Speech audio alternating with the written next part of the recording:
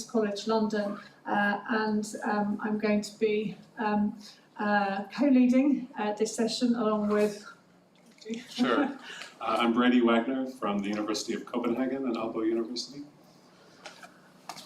So we would invite you, if you want to click on the QR code if you do want to share any thoughts, memories of Ivana. We'll be moving on to that in the second half of this session, but we did want to keep this quite informal and allow people that opportunity to share their thoughts as well. Ivana touched so many people's lives professionally and personally, and we would like to give you the opportunity to share anything that you would like to share as well. But we're going to start, Brady's going to give some reflections as a tribute to Ivana, thinking about some important aspects of her career, and then we're both going to share just a few personal reflections of our own experience, which we think says something about the person she was, and obviously the enormous importance that she had and the role that she played within our community. So over to you, Brady. Yes, maybe I'll just start with some personal reflections. Yeah, when we were asked to, can you hear me all right? There we go. I found myself a little bit at a loss what to do when we were asked to lead this session, even after having studied grief and memory for so many years. But I thought I would start off with just how I've known Ivana, and then give a basic biography and say a little bit about her work, which you may already know, but I thought it would be nice to put it out there as a general structure anyway. I first met Ivana in 2003, and I remember embarrassing her on the first meeting together by telling her that I'd read one of her books. Such was the kind of humble nature of her personality. She was extremely generous to me over the years. We met many times at both her house in Cambridge and in Paris, and she had the same furniture in both homes as well to really ease the transition between the two places. And my last meeting with Ivana was 2022, I think, and I remember walking along the cam with her, and she'd been following this family of ducklings for months. And she was so concerned about what would happen to them. You could really see this sort of compassionate motherly instinct that she had. But now I'm going to do something that I never do at conferences, which is to read a script that I have written these last few days, describing Ivana's work and life. So we all know Ivana as a key figure within social representations theory, whose work transformed our understanding of dialogue, communication, and the construction of knowledge more generally. Her broad-minded approach bridged the disciplines of philosophy, linguistics, psychology, and sociology, offering an integrated vision of the human mind as fundamentally social, dialogical, and dynamic. Ivana was born in Czechoslovakia in 1938. The Communist Party assigned her to work as a technician in a chemical plant, and the political situation of Czechoslovakia was deeply impactful on her thinking. She went on to publish a number of books on Soviet and post-Soviet societies, and attended to such fundamental issues as trust and responsibility throughout her career. While working as a technician, she enrolled as an external student at Prague's Charles University and obtained a PhD in 1968. 1968 was, of course, the year that the Soviets invaded Czechoslovakia. Fortunately, she'd already started a postdoc at the University of Cambridge and managed to relocate her family to the UK. She told me that while she was in Cambridge, she was actually cleaning houses for many notable professors in Cambridge, and got the inside scoop on their lives. After receiving another postdoc at the University of London, she was offered a lectureship at the University of Stirling. Being the honest and humble person that she was, she told them that she didn't know anything about psychology, but fortunately, they gave her the job anyway. Ivana's career was marked by a deep engagement with different traditions of thought in search of fundamental concepts for psychology. Her first authored book, Paradigms, Thought, and Language, contrasted a Cartesian with Hegelian assumptions about the mind and sociality. She later drew more on Bakhtin and developed a distinctive approach to psychology that foregrounded the dialogical nature of human thought and communication. Some of the later books in this vein were Dialogicality and Social Representations, The Dialogical Mind, and lastly, Making of a Dialogical Theory, which was Social Representations. The fundamental idea here was that people do not simply hold ideas, but to develop and transform them through relationships with others. Meaning is never fixed, but rather continually negotiated, contested, and co-constructed in tension with various specific and general others. The irreducible unit of analysis in psychology must then be the ego-alter-object triad, rather than a simple subject-object relationship.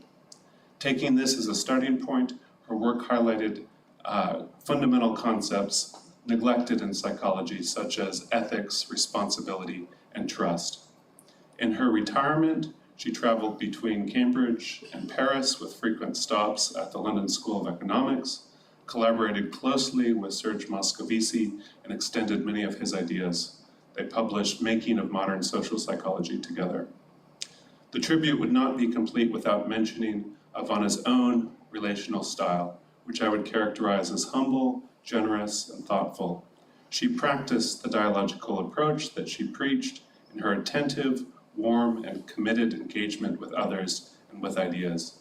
She showed through her own example that understanding others is not a passive action, but a dialogical and ethical commitment. Let us continue Ivana's legacy and remain attentive to language, to culture, to the relationship between self and other, individuals and society, as well as practice a deeply dialogical approach in our interactions with each other. Thank you.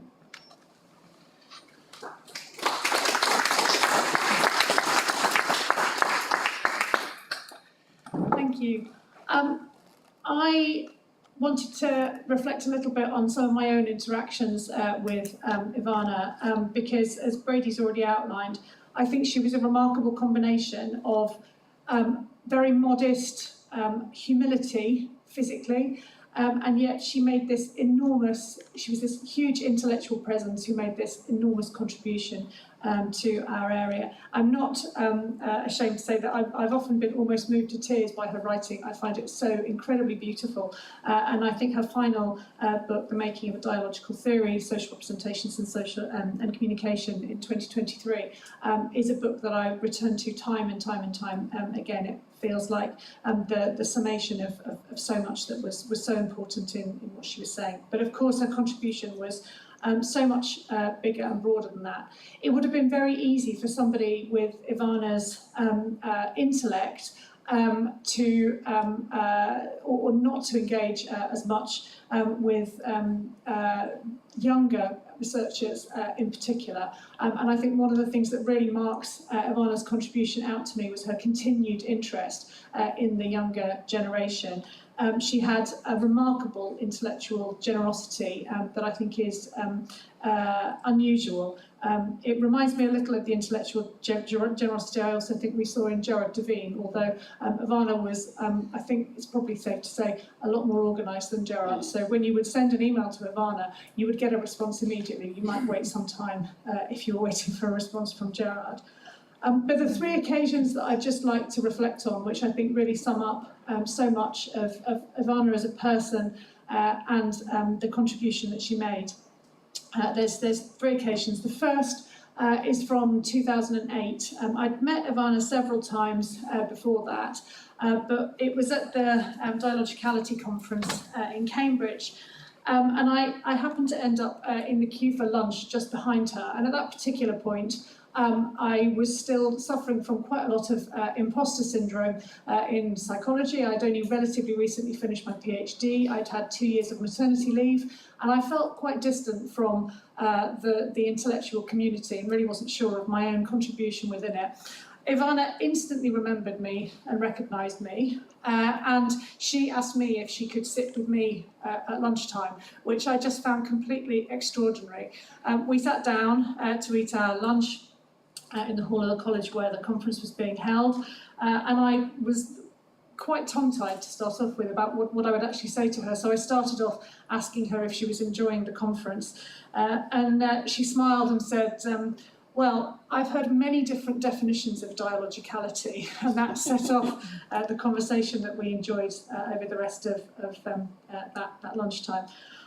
The second memory I have of her and her, again, this humility and her contribution was when I invited her to give a seminar at the University of Cambridge. I think it must have been around about 2014, and the seminar was scheduled for the summer term, and I realised when I met her that it was highly likely that a lot of students would be engaged in their exams, that I was starting to really worry about attendance, and I thought, I've invited Professor Ivana Marková to come and give this talk, and I was really worried that we weren't going to get a big audience. So I reflected on this to her, and I apologised for the fact that I thought we might get a low turnout, and she shrugged and she said to me, it doesn't matter if it's just you and me, we'll have a lovely conversation.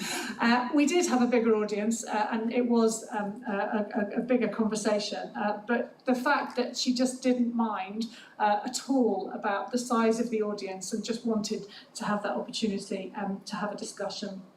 And then the final occasion I'd just like to remember as well is in March 2022 when Ivana was one of the examiners for one of my PhD students, Daniel Walsh, and actually Brady was the other examiner there.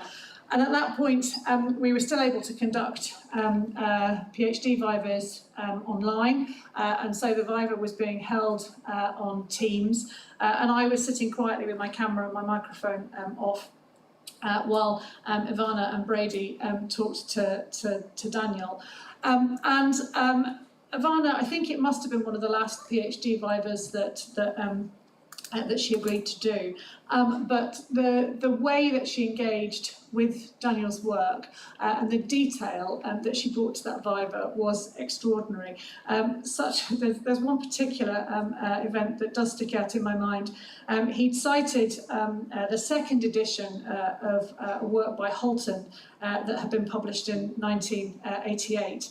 And Ivana took issue with Daniel's characterisation of Holton's arguments because she said that in the 1978 edition, the first edition, Holton's arguments had been quite different. And literally, in the middle of the viva, she said, I think I've got the book here somewhere, looked around, didn't move from her seat, said, yes, here it is. I think it's on about page 84, and read perfectly the point that she wanted to make.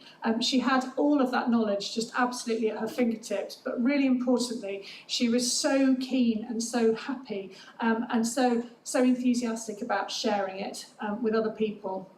Especially, as I say, early career researchers like Daniel was at that particular point, and she kept in touch with him, and she cited some of his work in her book, and his appreciation of that, I know, was really significant. So I think her contribution, I genuinely think it is impossible to overestimate the contribution that she made professionally to our area, but also personally to so many of us as well. And I think Brady's final words there were really important in terms of us remembering her, and also thinking about what that legacy is, not just intellectually, but also in the way that we interact with one another as well. We do have the Padlet. If anybody would be interested in having a look at it now, it's just. So we have some thoughts that people have already shared, and also some photographs as well. So we'll leave you just a little bit of time to look at those as we scroll through those. But obviously, as we said, if anybody does have other thoughts and any other memories that they would like to share, then we're keen to leave some space for that as well. Thank you. I think we have a send our things.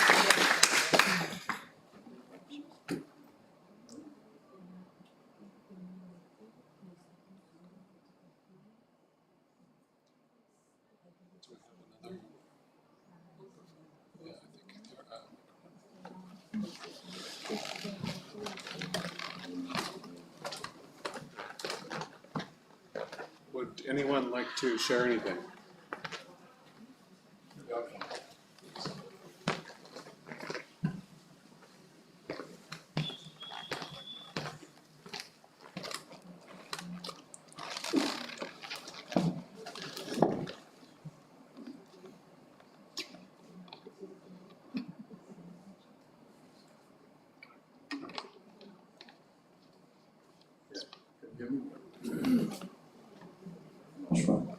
Does it work? Can you hear me? Yeah, maybe I can use the occasion to do a kind of a confession, which I didn't have a chance to tell Ivana. It was too late. I met Ivana the first time, I think it was 1983 or 1984. She came to visit the University of Bern, where I was an undergraduate student, because she was engaging with Klaus Foppa in the book project, which I think became a trilogy on dialogue and conversation. And I do remember this woman arriving and being introduced to our students and inviting her to her office to talk about our projects. And I do not remember the conversation I had with her, but I do remember my reaction. And I said, oh gosh, this woman talks about words and conversations. No, that's not my interest. I'm interested in more interesting stuff, technology, and how work is changing under the pressure of technology. And I let it be. And then I moved my PhD to London, and in the context or in the field of Rob Farr, Ivana Marková turned up again many times. And then I really realized that you have to kind of grow up to appreciate this woman, an extraordinary woman.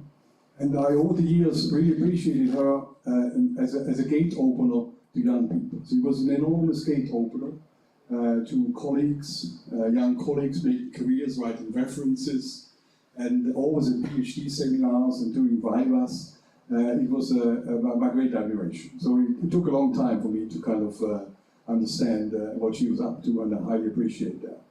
It was my great pleasure to engage finally with her on the common sense issue when she kind of joined us or was kind of founding member of this group on reconsidering common sense.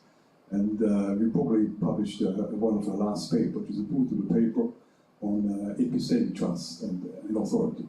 So I never had a chance to share this anecdote with her that I kind of dismissed her under Humboldt, Heidegger, not Heidegger, Hegel, Humboldt, and Hamann. That's not what I'm interested in. But one has to grow up to appreciate a great mind and an extraordinary interest. Thank you. Thank you.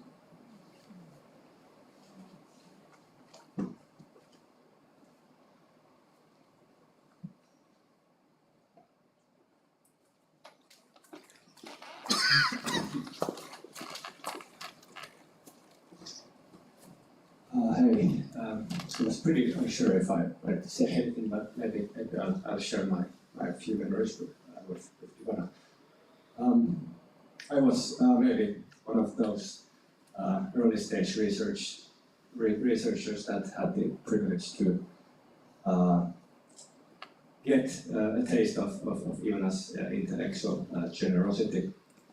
When I started my PhD project about 5 years ago, I asked my supervisor, Anna-Maija Pirttilä-Backman, some really hard questions about the biological approach, which was very hot for me at the moment, and which actually became sort of a guiding start throughout my PhD project. And when Anna-Maija didn't know the answers to my questions and didn't have the opportunity to offer me any guidance on the issues I had with the theory, Anna-Maija suggested that maybe you should contact Ivana yourself. And being an early stage researcher, I was of course terrified of contacting this very, very influential researchers that I looked up upon. But nonetheless, I contacted Ivana with a recommendation letter by Anna-Maija, and Ivana was very, very happy to answer my questions. And actually, this initial contact became a series of Zoom sessions because it was COVID at the time, and throughout one spring I think it was 7 or 8 2 or 3 hour sessions that we discussed the intricacies of the dialogical theory and many issues and questions that I had relating to it. And I think what really struck me the most was how humble she was with her own writings and her own work. Many times her answer to my questions were, I don't know, or it's a good question. Maybe you should develop the ideas that I have not been able to answer. Well, maybe that's what I've been trying to do, remembering Ivana's legacy, as you said. I was really hoping to meet Ivana, because during that one spring that we had this intense contact, we sort of became friends, and was hoping to meet her here, but, well, life became in the way of that. But yes, thanks you, Ivana. You will be missed.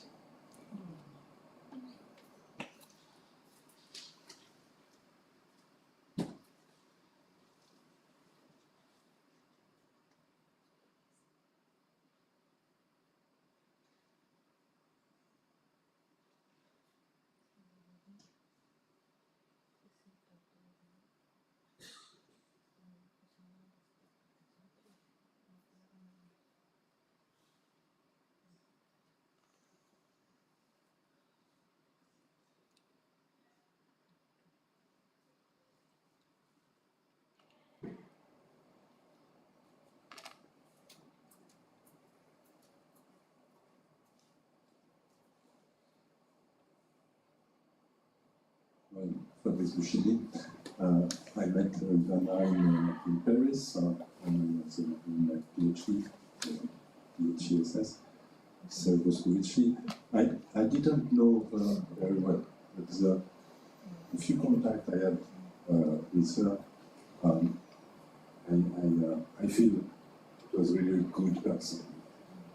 And I remember her when she organized the international conference in Stirling. It was a great moment.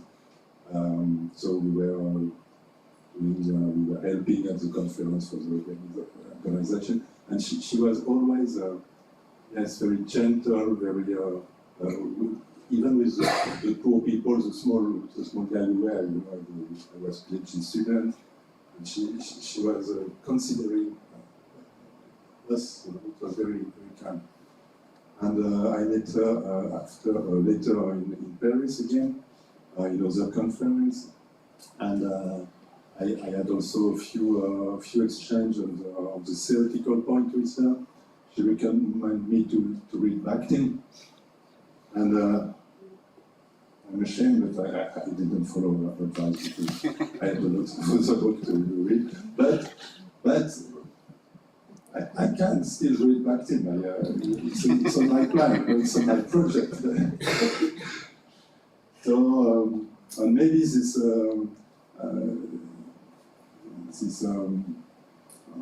tribute will push me again to go back to that. Thank you.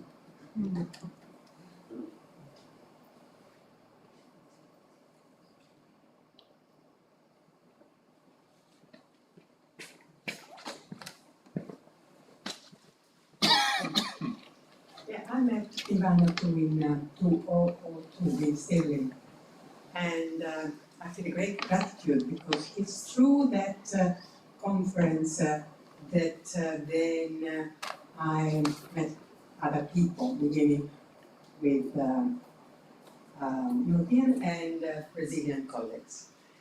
And then, so I have a great memory of that particular moment.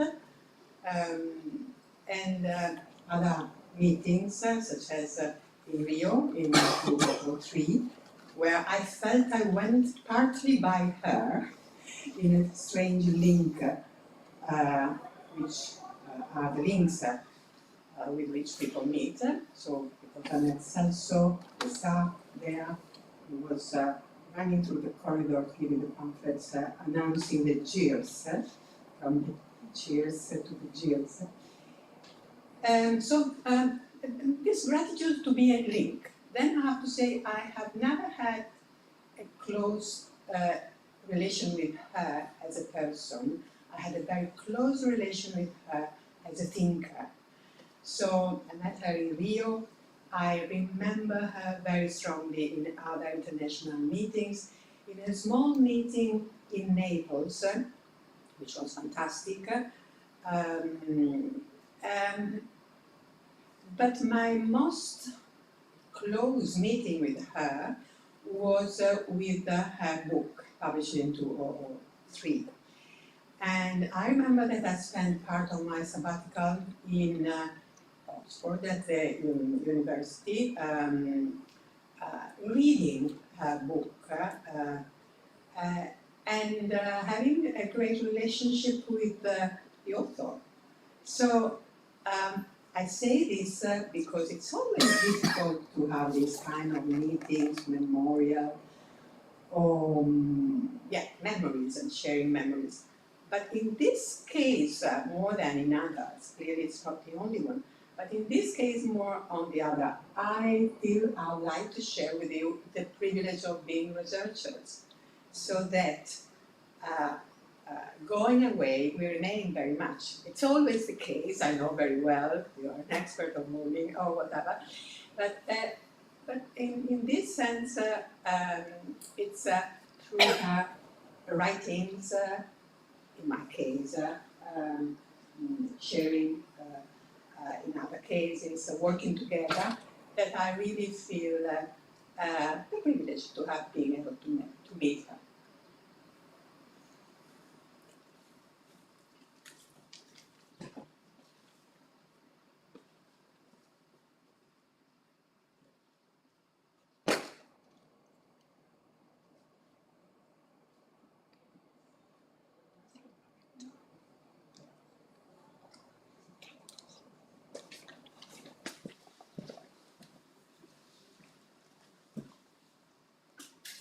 Thank you. I just want to add to the many lovely tributes that people have said, and to say thank you very much, Brady, and also for Juliet. I met Ivana as a very, very mature student, and not only was she keen on talking to young students, she was quite good at talking to older people as well. And I met her very, very soon after I joined London School of Economics to do my PhD with Caroline Hallis. And I went to a lecture and she talked about dialogicality, and I thought, I just do not understand a word of this. This is just way beyond any form of intellect I've ever done. How can I transition from a peace activist to an academic? And yet she was so kind and so patient. And also her sense of humour. She had a wonderful sense of humour. We'd often have little giggles at conferences. And I got to know her quite well over those years, and not too well. She was my PhD examiner, along with Brady, thank you Brady, and so that transition from peace activist to an academic became a reality. And I met her in Paris. We had a wonderful time in Paris when we were talking about similar tribute for signatures and the music.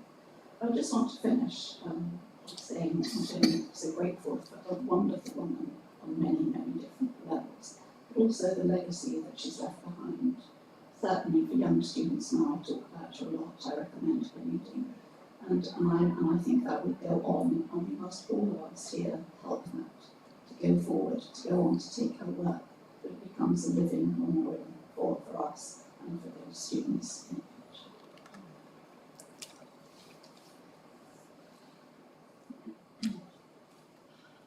future.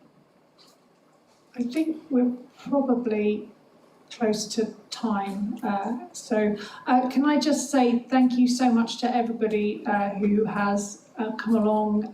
Thank you to those who've shared their tributes. It's so it's even more moving just to hear so many people say the same things. This wasn't unusual for Ivana to interact with people in this way, and I think it's been for me, I found it really powerful as well. So thank you all so much for coming.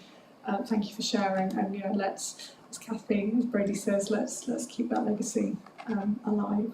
Thank you.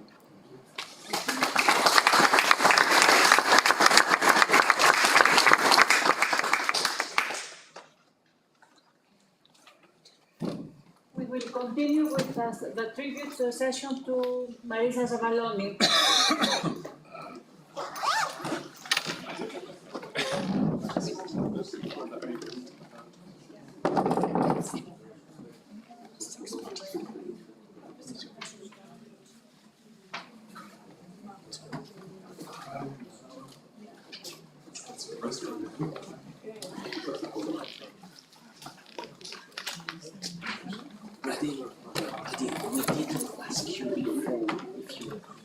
Yes, that's fine. Good time, yeah.